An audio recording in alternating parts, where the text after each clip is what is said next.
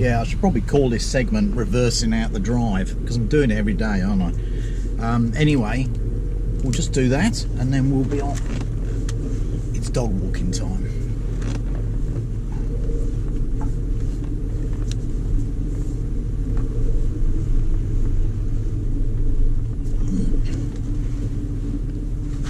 Whoops, one of them's fallen off.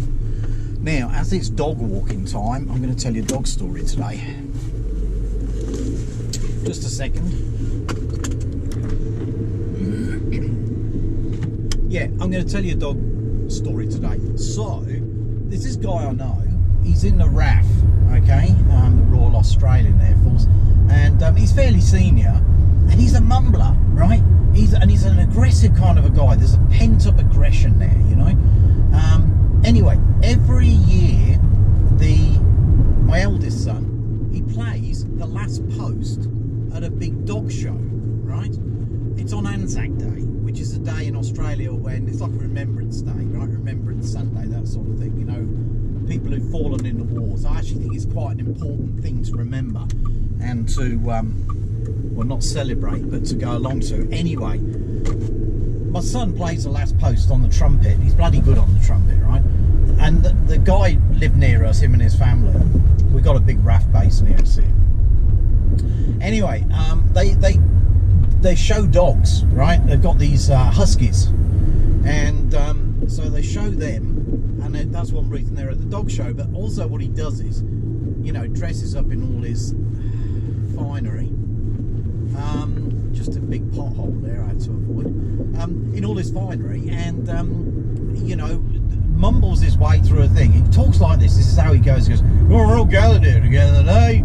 It's Anzac Day, as you all know. We're going to do is we got him on the trumpet.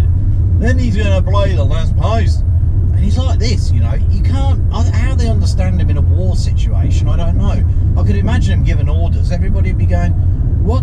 Everybody would be going, "I don't know who that is," but she waved to me, so I'm waving to her. She's got her slippers on as well. Unbelievable. Anyway, so I had a dog at that stage before these two dogs, right? A little dog called Cricket. Inherited him off a friend who sadly passed away from cancer. And anyway, it's a lovely dog. I only had him for 2 years. He was pretty old. And anyway, basically, we're talking about dogs. We've got this sort of interest in dogs between us. And he said to me in his mumbly way, he went, "There's nothing better than a dog. Dog's your best friend." Yes, well, we've all heard this. He said, and this is the great thing about him. He goes, "If you put your wife and a dog," actually he mumbled, so I'm translating really, as you understand. He said, "If you put your wife and the dog in the boot of your car and drove around for a while, when you stopped and opened the boot again, only one of those people is going to be really, really happy to see you." I figured it wasn't the wife. I mean, what a weird thing. What a weird thing to come up with. Very strange. So anyway, I suggest not putting your wife in the boot of the car with a dog. I don't think it's a good idea. It's not going to end well, is it? Not going to end well.